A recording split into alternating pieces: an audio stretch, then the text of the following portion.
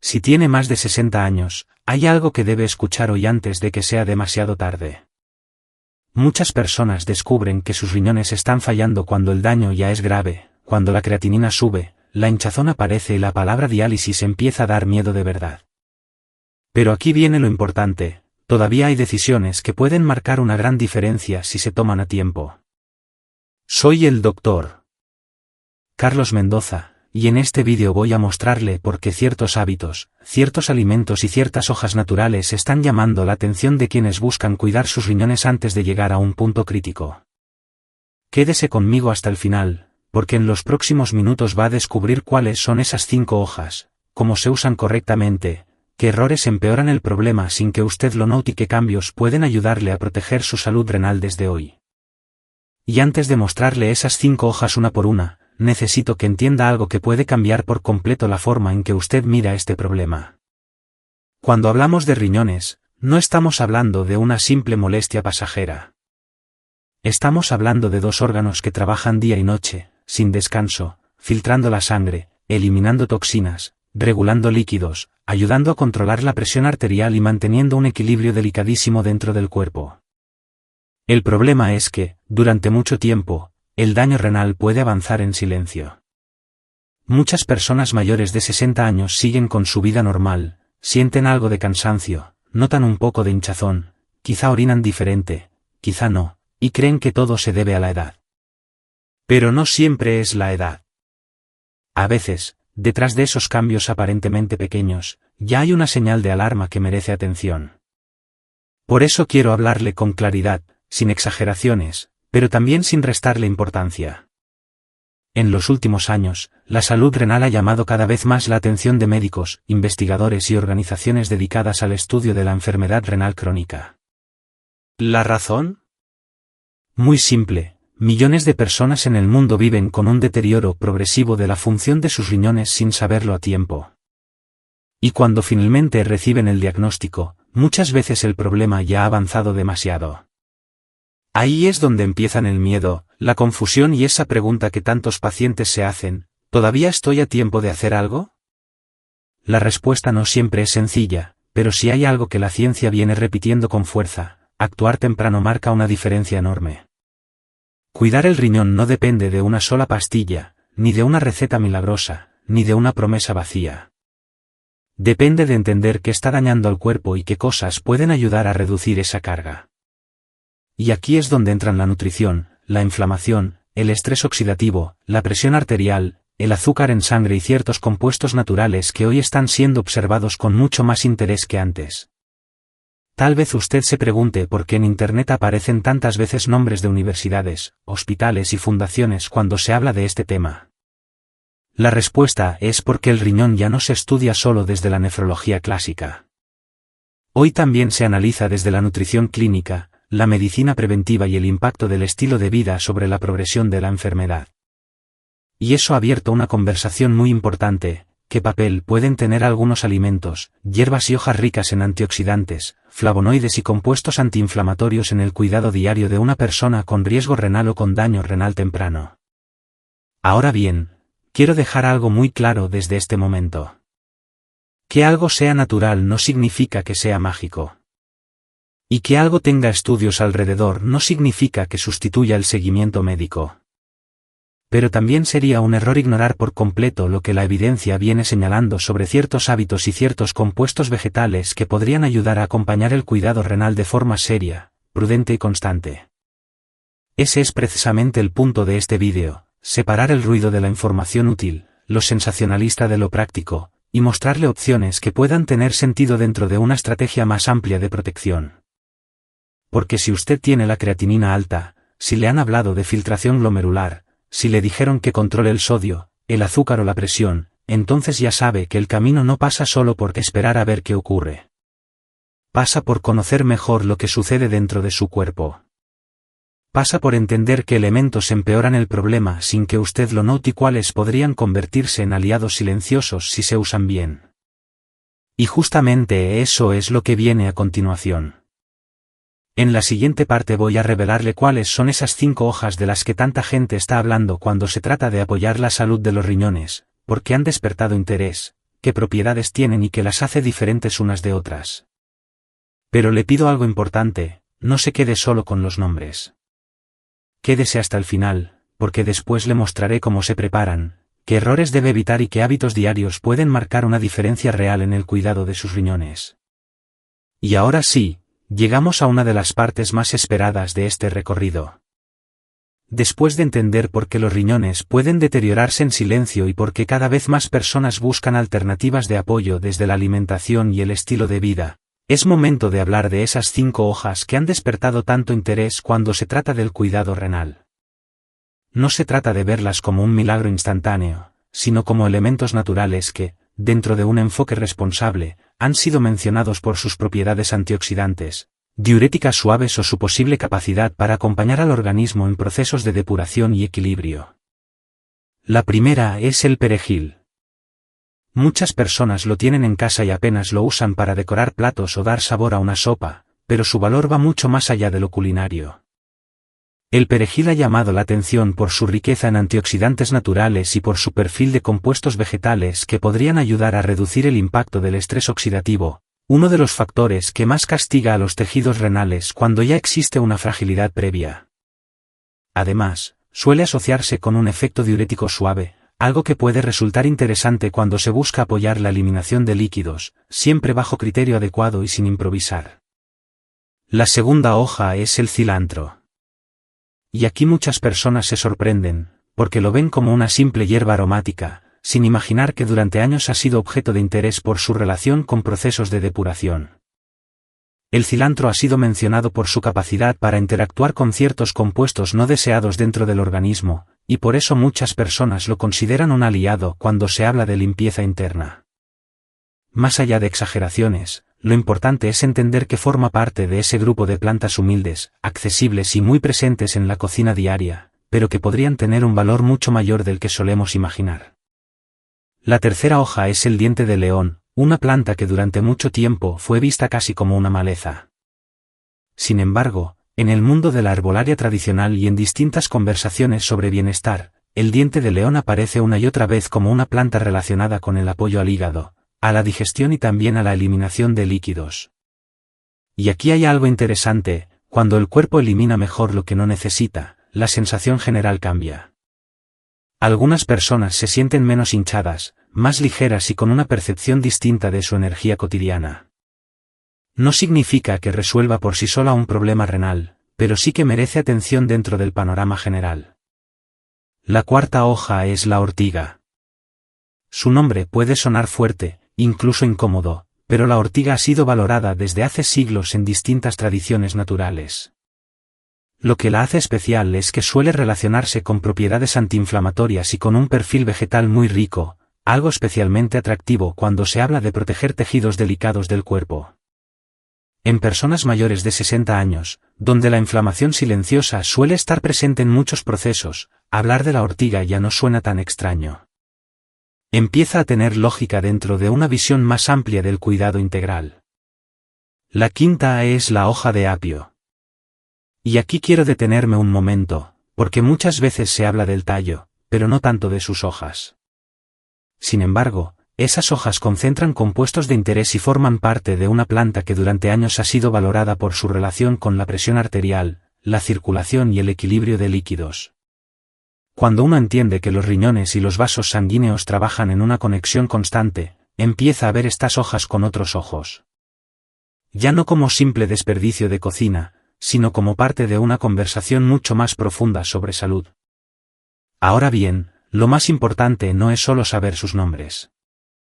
Lo verdaderamente importante es entender cómo se usan, en qué cantidad, para quién podrían no ser adecuadas y qué errores se deben evitar para no convertir una buena intención en una mala decisión.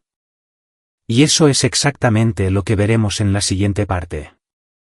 Así que si este tipo de contenido serio, claro y pensado especialmente para quienes quieren cuidarse mejor después de los 60 le aporta valor, quizá este sea un buen momento para quedarse cerca del canal. Lo que viene más adelante puede ayudarle a mirar su salud con más criterio, más calma y mucha más conciencia. Y después de conocer estas 5 hojas, llega la pregunta que de verdad importa: ¿Cómo podrían actuar dentro del cuerpo y por qué tantas personas hablan de ellas cuando se trata de apoyar la salud renal?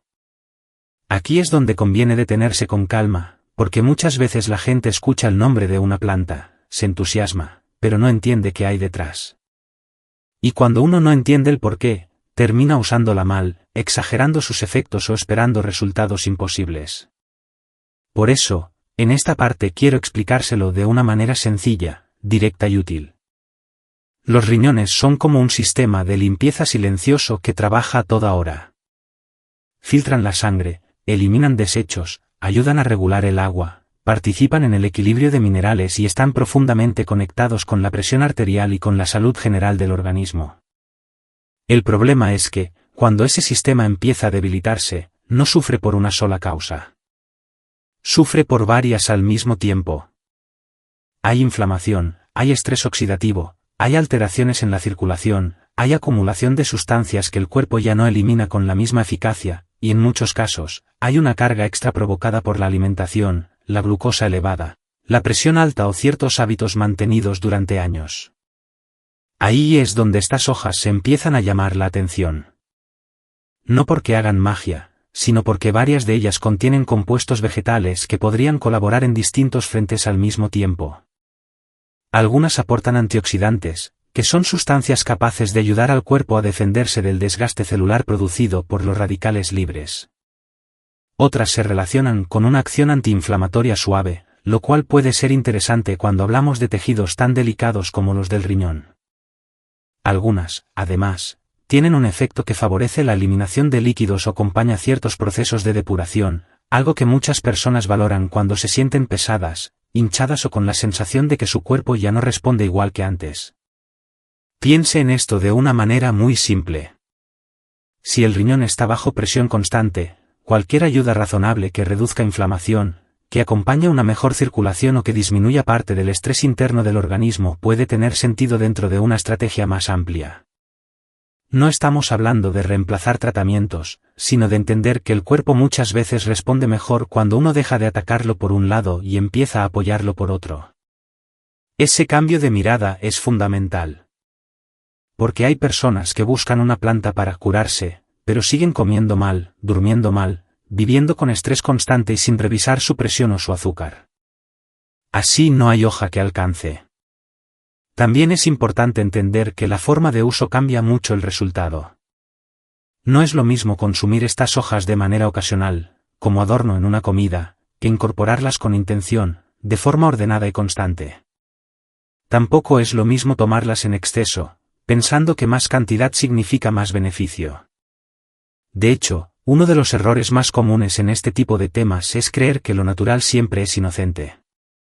Y no. Lo natural también exige medida, criterio y atención, sobre todo en personas mayores de 60 años que muchas veces ya toman medicamentos, tienen la presión inestable, controlan la glucosa o arrastran más de una condición al mismo tiempo. Por eso, cuando se habla de perejil, cilantro, diente de león, ortiga o hojas de apio, no basta con repetir que son buenas. Lo importante es saber cómo prepararlas, en qué momento del día tomarlas, cómo integrarlas sin exagerar y qué señales conviene observar en el cuerpo. Porque una cosa es usar una planta como apoyo dentro de un estilo de vida consciente, y otra muy distinta es convertirla en una obsesión o usarla sin ningún cuidado. Lo que da valor no es solo la planta. Lo que da valor es la forma en que usted la incorpora dentro de una rutina más inteligente. Y precisamente ahí es hacia donde vamos ahora. En la siguiente parte voy a mostrarle cómo se pueden preparar estas hojas de manera práctica, qué combinaciones son las más mencionadas, qué errores debe evitar desde el primer día y qué detalles pueden marcar la diferencia entre hacer algo con sentido o simplemente improvisar. Porque cuando se trata de sus riñones, improvisar no es una buena idea. Y una vez entendido que estas hojas pueden tener sentido solo cuando se usan con criterio, llega una verdad que muchas personas no quieren escuchar, pero que puede marcar una diferencia enorme. No sirve de mucho intentar ayudar a los riñones con infusiones o jugos si al mismo tiempo se les sigue castigando cada día con hábitos que los sobrecargan. Aquí es donde entramos en una parte decisiva de este tema, porque el cuidado renal no depende únicamente de lo que usted añade, sino también de todo aquello que necesita reducir, corregir o incluso eliminar de su rutina. Lo primero que hay que mirar con seriedad es la sal. Y no me refiero solo a la cucharadita que usted pone al cocinar, sino a toda la sal escondida en el pan, en los embutidos, en las sopas preparadas, en los quesos, en las salsas, en los productos enlatados y en muchos alimentos que parecen inofensivos. Cuando el riñón empieza a perder capacidad, manejar el sodio se vuelve más difícil. El cuerpo retiene más líquido, la presión arterial puede subir y ese exceso de presión termina dañando aún más un sistema que ya está trabajando con esfuerzo.